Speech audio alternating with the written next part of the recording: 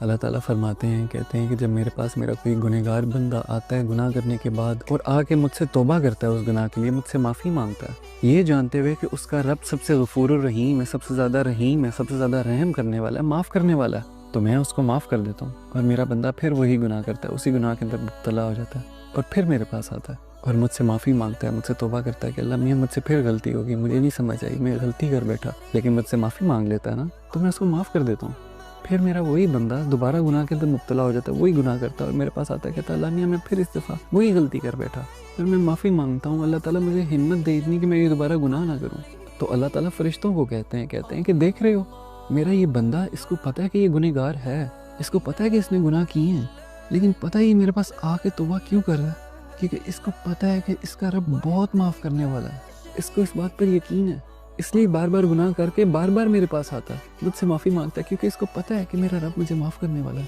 چاہے اس کے گناہ سمندر جتنے بڑے کیوں نہ جائیں، لیکن اس کو پتہ ہے کہ اس کے وہ گناہ میرے رب کی رحیمی کے سامنے چھوٹے ہیں۔ تو فرشتوں تم گواہ رہو کہ میں نے اس کے ہر گناہ کے اوپر اس کو میں نے معاف کیا۔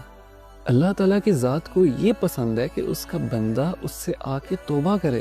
کیونکہ اللہ کو یہ پسند ہے کہ جب کوئی بندہ غلطی کرتا ہے نا تو اللہ کے پاس جا کے معافی مانگتا ہے۔ اللہ کو یہ ادا بڑی پسند ہے کہ اس کے پاس اس کا کوئی بندہ آئے اور اس سے معافی مانگے۔ شیطان میں اور حضرت آدم میں یہی تو فرق ہے کہ شیطان نے غلطی کی اور اس پر اڑ گیا، پر حضرت آدم نے غلطی کی اور انہوں نے اللہ تعالیٰ سے بار بار اس پر توبہ مانگی، اللہ تعالیٰ سے معافی مانگی، یہی تو ایک فرق ہے۔